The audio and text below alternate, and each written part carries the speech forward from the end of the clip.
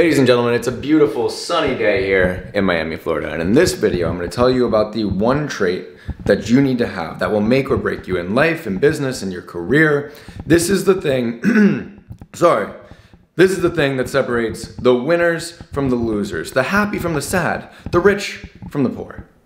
This is it. It's one trait, it's one intangible kind of way of thinking that anybody can access, but you almost either have it or you don't. And in this video, I'm going to tell you kind of how to adopt this way of thinking and how to start to see opportunities that nobody else sees or create opportunities that nobody else creates. And by the way, I got a whiteboard back there. You guys aren't ready for the goddamn whiteboard content. When I actually go and I set this up, because these pieces have been sitting here. These pieces have been sitting here for a week. And I'm like, okay, I gotta actually set up the whiteboard, but I don't know what it is about me, but I like shit like that, bro. I'll just let it sit there for a while until I actually get around to it. But anyway, let's talk about the most important trait that you can have in your business, in your career, in your life. This is what will get you into rooms that you're like, how the fuck did I get into this room with all of these billionaires or gazillionaires?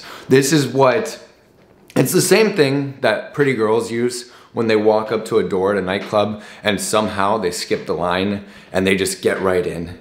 And it's not just cleavage. Obviously, if you don't have cleavage, you can still use this trait. It's the same trait that you can use to get clients for your copywriting business or any service-based business. This is the thing that will separate you from everybody else. And it's craftiness, it's ingenuity. It is the ability to think outside the box and not just be an absolute bot and be like, oh, well, this is the outreach script that's working. I have to follow it to a T, even though I've been sending it for the last 3 months and I haven't gotten a client. Maybe it's time to switch it up. Maybe it's time to actually think outside the box and develop your own approach. And I have a few examples that I'm really gonna use to drive this point home. But there's an entire book about this. It's called The Third Door. It's by this kid, Alex Banayan or Bohemian, or however you say his last name. It's a great book. And he basically talks about how he hacked Jeopardy. So somehow, I forget all the details, but he hacked Jeopardy, figured out a way to actually get on the show and get the prize. Maybe it was like 20 grand, and then he used that money to go interview successful entrepreneurs. And it's all about finding the third door, which is like, okay, there's the right way, there's another way, and then there's the third door, which is like the backdoor entrance that you and the girls with cleavage go into. Anyway, the ability to be crafty is the single most important skill that you can have in business because it ensures that you can never mess up. You can never go broke because you will always find a way to make it work. So, first example I want to tell you about is a kid named Phillip. And maybe you've heard me tell this story before.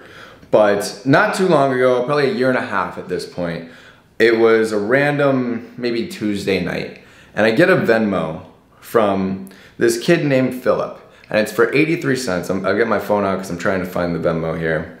It's for 83 cents, and I'll show you the attached message that he sent.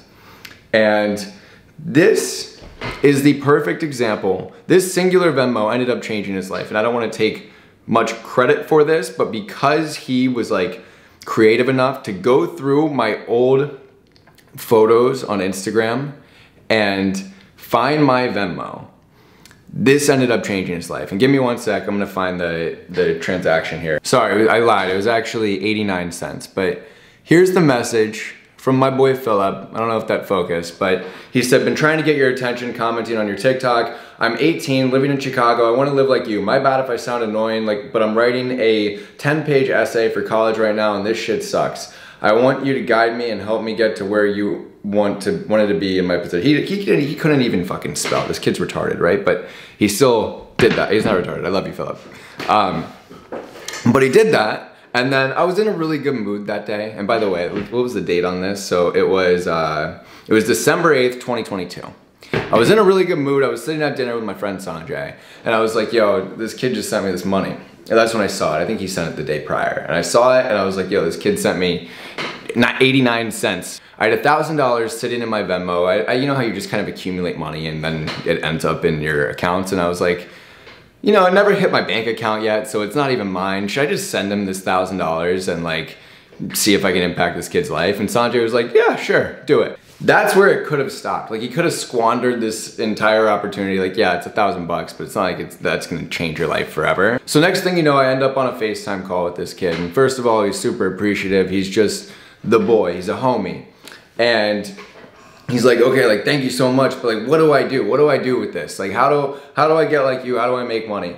And I told him to get into high ticket sales because honestly, it's such an easy route for beginners. And I was like, all right, like just do sales and you'll figure it out. And he was like, okay, well, where do I start? Next thing you know, he buys an $800 course and he starts getting into sales, and he's texting me all the time, calling me, like just keeping me updated with his progress. And first of all, I didn't ask him to do that, but he just like kind of took it upon himself. Like, he was like, you're mentoring me no matter what. Like, you don't really have a fucking choice here. You're my mentor now. You sent me money. Like, you're helping me out. So I was like, all right. And he gets into sales. He starts making some money. He gets on an offer. Fast forward to today, he's making 30 to 40K a month as a closer on one of my clients' sales teams. And again, it's all because he was crafty. He thought outside the box and he created this opportunity even though nobody told him to do this. So let's talk about this trait more. Craftiness, ingenuity, whatever you want to call it. This is it. I am telling you, bro, this is how you get your foot in the door, whether you're trying to get a client, you're trying to meet somebody, you're trying to get into a nightclub without cleavage. So this is easy to understand, but kind of harder to practice, right? Like, okay, there's always another way in that what's obvious, what meets the eye. And sometimes if the bulletproof system to get your first client or whatever that is to do, it doesn't work, and you have to carve your own path. You have to make your own route. But how do we actually do this? How do we actually start thinking outside the box and thinking of opportunities that, you know, we can go and help somebody, or we can get their attention, or we can impress them, or we can just simply get our foot in the door some way, somehow? I genuinely think it comes down to, one, your intentions, two, your ability to be expressive and be likable, make somebody laugh, like just kind of catch their attention, you know? Like, this is how you can connect with somebody who would normally charge thousands of dollars for their time, and they take you under their wing because they simply like you. They simply like being around you. They like your hustle, you're funny. It's like you're breaking this barrier that everybody kind of has up when they want something from somebody. Like, if you want someone as a client, you're gonna be like, oh, hey, Mr. Client, like, I wanna work with you. And you're gonna try and kind of button up and show this version of yourself that might not be accurate. But when you're actually authentic and you're expressive and you're you, and you go out of your way to like follow up with somebody and be almost selfish about your intentions, but be upfront with that. Like,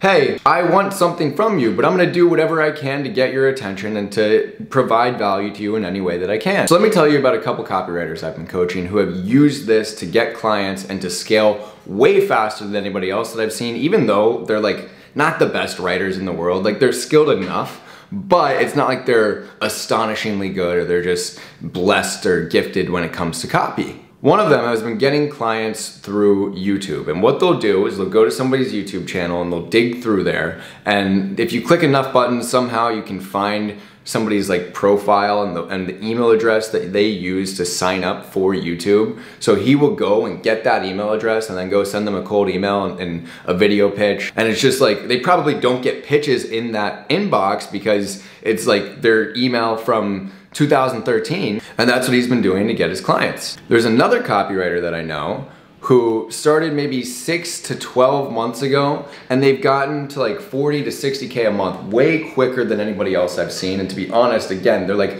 not the most skilled copywriter in the world, but they are the fucking homie. Like, simply put, they're dope. They're a cool person to be around. They're funny, they're charismatic. And that, I swear to you, it's the combination of them just having no shame and like following up with prospects or connecting with somebody like me and asking me for help and not doing it in a way that's like aggressive or pushy. Kind of funny, and it makes me want to help them. And they just kind of seize these opportunities to connect with people that are well connected and that will send them different clients and help them out here and there. And because they're just a good person to be around, people want to help them. The last example that I want to give you to drive this home is the first time that I ever heard the word Ingenius. You may have heard me say in high school I was absolutely obsessed with basketball, and I would sneak into the gym almost every day to get shots up after practice, before school, late night.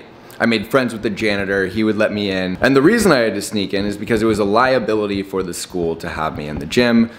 because I'm a minor, unsupervised, like what happens if I roll my ankle and sue the school? They're liable, right?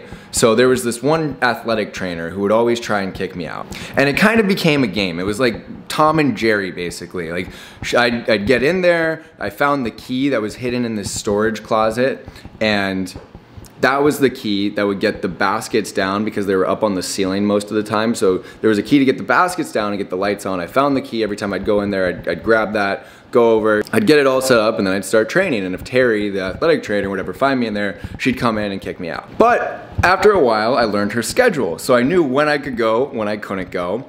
And she started to catch wind of this somehow. So one day I walk into the gym and the key that was in the storage closet is nowhere to be found. And I'm like, huh, is that fucking bitch Terry? But I kind of loved her too. Again, it was like a fun game. And the thing about like this slot that you put this key in is it wasn't like a traditional key. It was basically just like a metal bar where like you could probably use a paper clip or some piece of metal to move the little lever and get the baskets down and get the lights on. So I like went rummaging through my backpack and I find this old lanyard that I had, and attached to the lanyard was like this piece of metal. I grabbed the metal, I bend it so it fits into the hole, pause, and then I got the baskets down, I got the lights on, and I started training, and I kept using that key for the next month. And then one day, Terry walks in, and she's like, how the fuck did you get the baskets down? How'd you get the lights on? And I'm a dumbass, so I was like, I made a key. I don't know why I told her that, but I did. And she was like, well, that was ingenious of you.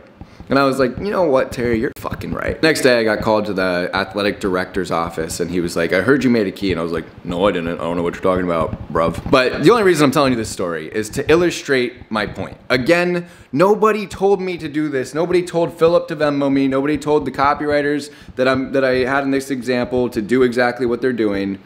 And if you think that you can just follow a system, you can follow a script, and things are gonna work out for you, odds are that's not gonna happen. Sometimes you will have to think outside the box. Sometimes you'll have to be crafty, you'll have to be creative, and that's what makes this shit fun, bro. It should be fun to build your own systems that work. And you stumble upon greatness. Don't you wanna stumble upon greatness? That sounds fucking sick, right? So I hope you guys like this video, and again, if there's any singular takeaway, it's to use your brain, to be creative, to be crafty, to be ingenious. And when things aren't working out because you're following the system that everybody else is following, that's the problem. You have to think. So think more and think about subscribing, liking, commenting, and going to the description, subscribing to my newsletter because it's fucking fire. And God bless, love you, see you in the next one.